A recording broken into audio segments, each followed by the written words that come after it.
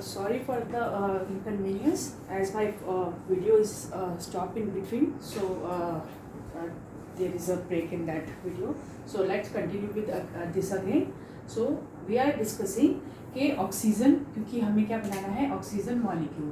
तो एक एटम में कितने इलेक्ट्रॉन्स है, 8, दूसरे में कितने हैं, 8, तो दोनों मिलके कितने बन गए, 16। तो इस तरह से जब हम इलेक्ट्रॉन्स की फिलिंग करेंगे तो यहाँ पे मैं पहले ही बता चुकी हूँ कि इनको देख के कन्फ्यूज़ नहीं होना कि ये सिंगल सिंगल है या डबल डबल। इनका सिर्फ इतना मतलब है कि ये भी इलेक्ट्रॉन्स क्या करेंगे, मॉलिक्यूलर ऑर्बिटल्स की फॉर्मेशन में हेल्प करेंगे। ठीक है। सो यहाँ पे जितने नंबर ऑफ इलेक्ट्रॉन्स है दोनों साइड पे, उनको मिला के 4 इधर है, 4 ही इधर है, टोटल कितने हो गए, 8। तो हमें 8 इलेक्ट्रॉन्स फिल करने हैं इन मॉलिक्यूलर ऑर्बिटल्स के अंदर, राइट। सो जब हम 8 इलेक्ट्रॉन्स फिल कर रहे हैं तो कितना हो गया, 1 2 3 4 5 6 7 8, यानी कि हमारे 8 इलेक्ट्रॉन्स कम्प्लीटली फिल्ड हैं। अब हम इसके बेसिस पे निकालेंगे bond order.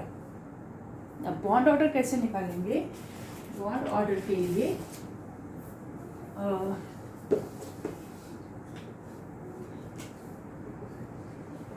Bond order is, क्या था bond order, 1/2 number of electron in bonding orbitals minus number of electron in anti bonding molecular orbitals.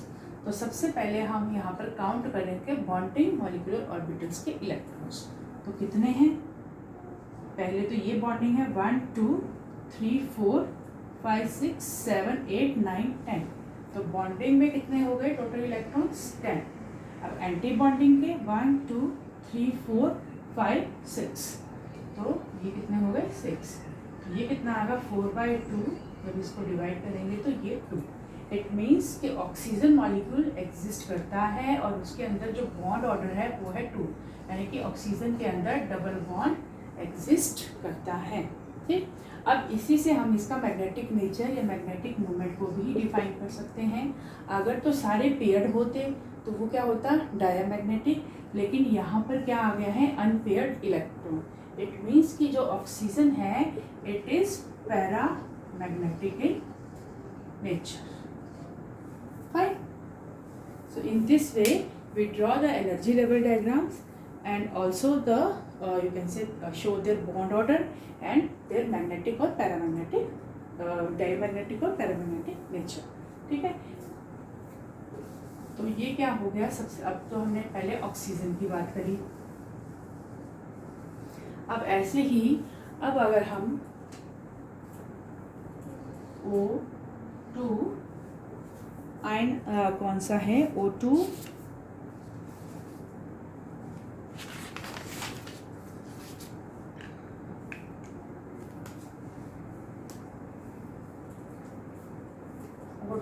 Positive, इस आयन का अगर हमें मॉलिक्यूल या बॉन्ड ऑर्डर चेक करना है तो अब देखिए, अब जो बॉन्ड ऑर्डर है, याद रखिएगा बॉन्ड ऑर्डर 0 भी हो सकता है, बॉन्ड ऑर्डर होल नंबर भी हो सकता है, बॉन्ड ऑर्डर फ्रैक्शन में भी आ सकता है। ठीक है। ये 3 चीज़ें याद रखनी है कि ये होल नंबर या फिर फ्रैक्शन दोनों में आ सकता है। ठीक। अब हम बात कर रहे हैं oxygen 2 but with this positive. Positive मतलब कि ये कैटायन है और यहाँ से एक इलेक्ट्रॉन कम होगा। तो एक इलेक्ट्रॉन कम होने का मतलब है कि दोनों में से किसी एक में से हम इलेक्ट्रॉन को क्या कर देंगे, लेस कर देंगे। तो यहाँ पे हम एक एटम में तो एक नंबर ऑफ इलेक्ट्रॉन्स हम रखते हैं 1 2 3 4 5 6 7 8, और एक में हम एक इलेक्ट्रॉन क्या कर देते हैं, लेस। सो इट्स बेटर कि हम यहाँ से ना करके यहाँ से करते हैं।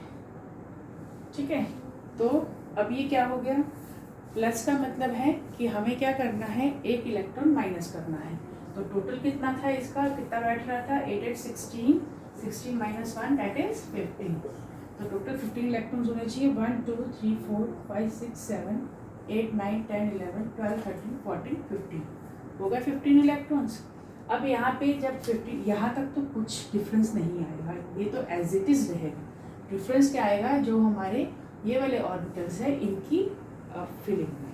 तो यहाँ पर भी क्या डिफरेंस रहेगा कि ये लोअर ऑर्बिट्स तो कम्प्लीटली फिल्ड रहेंगे, 1 2 3 4 5 6 7, 1 2 3 4 5 6 और 7, यहाँ से एक इलेक्ट्रॉन कम हो जाएगा। ठीक है। तो डिफरेंस का आएगा इसके बॉन्ड ऑर्डर पे।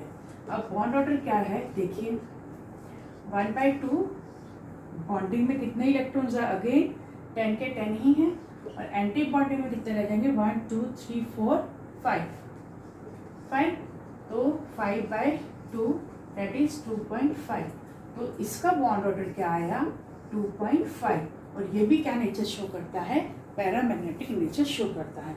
तो इस तरह से हम डिफरेंट एटम्स के और आयंस के बॉन्ड ऑर्डर को क्या है, निकाल सकते हैं, और इसी के बेसिस पे हम उनकी स्टेबिलिटी को भी क्या कर सकते हैं, एक्सप्लेन कर सकते हैं।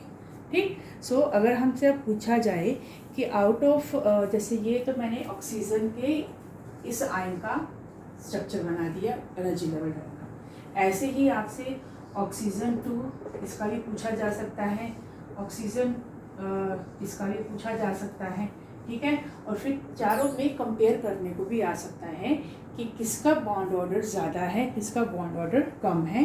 तो आपको इस तरह से ज़रूरी नहीं है कि हर बार आप स्ट्रक्चर्स बनाओ, आपने एक बार एक ऑक्सीजन का स्ट्रक्चर बना लिया, उसके बाद आप डिफरेंट आयंस के जैसे यहाँ पे ये था आपका केटाइन, ऐसे ही O2 माइनस है, तो ऑब्वियस है 16 में 1 इलेक्ट्रॉन प्लस हो जाएगा तो 17 हो जाएगा। O2 2 माइनस है, तो 16 में 2 इलेक्ट्रॉन्स प्लस हो जाएंगे तो कितना हो जाएगा, 18। ठीक है, तो ये क्या है, इस तरह से आप इनके बॉन्ड ऑर्डर्स को निकाल सकते हैं। अगर आपको ये वैल्यूज़ पता है तो आप एक ही बार में डायग्राम बना के हर वैल्यू को डिफरेंट तरीके से क्या है एडजस्ट करके आप इनके बॉन्ड ऑर्डर्स को निकाल सकते हैं, और उस बॉन्ड ऑर्डर के बेसिस पे आप चारों की स्टेबिलिटी को भी क्या कर सकते हैं, डिफाइन कर सकते हैं। ठीक है, so this is the about the oxygen. ऐसे ही अब हम डायग्राम देखते हैं और एनर्जी लेवल डायग्राम नाइट्रोजन का। अब नाइट्रोजन का कितना क्या है, नाइट्रोजन के एक एटम के पास 7 इलेक्ट्रॉन्स, तो 2 के पास कितने हो जाएंगे, 14। इट मीन्स अब दिस टाइम ये वाली कंडीशन वैलिड होगी। तो यहाँ तक तो हम सेम चलते हैं up to this, so up to 14 same configuration, the distribution of electron same ऐसे ही रहेगा। ठीक, अब डिफरेंस क्या आएगा, 1 2 3 4 5 6 7। तो यहाँ पर हम यहीं पर देखेंगे कि नाइट्रोजन में क्या है, यहाँ पे भी इस तरह से इलेक्ट्रॉन्स फिल होंगे, और यहाँ पे भी क्या हम क्या ऑपोजिट स्पिन से फिल कर लेते हैं। ठीक है, अब जब इलेक्ट्रॉन्स क्या करेंगे, फिलिंग करेंगे, तो 3 इधर है 3 इधर है, तो मैक्सिमम 6 इलेक्ट्रॉन्स फिल होने चाहिए। तो पहले लोअर एनर्जी लेवल 1 2 3 4 5 6, तो ये तो यहीं तक फिल हो गई। इट मीन्स इनके एंटी बॉन्डिंग में कोई भी इलेक्ट्रॉन नहीं गया। तो यहाँ पर क्या होगा, अगेन जब हम बॉन्ड ऑर्डर कैलकुलेट करेंगे तो जैसे मैंने कहा कि अप टू 2s सभी में क्या है, सेम यही कंडीशन चलेगी। तो नाइट्रोजन के बॉन्डिंग देख लें, 1 2 3 4 5 6 7 8 9 10, माइनस एंटी बॉन्डिंग 1 2 3 4 6/2, तो कितना बॉन्ड ऑर्डर है नाइट्रोजन का, 3। इट मीन्स नाइट्रोजन में कितने बॉन्ड एग्जिस्ट करते हैं, 3 बॉन्ड एग्जिस्ट करते हैं।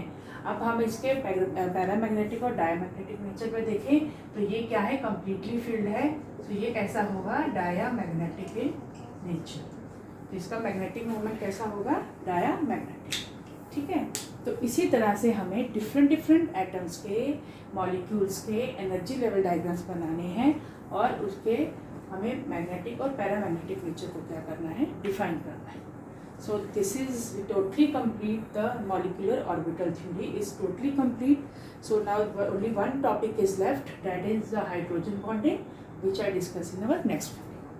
Fine. So till then, thank you.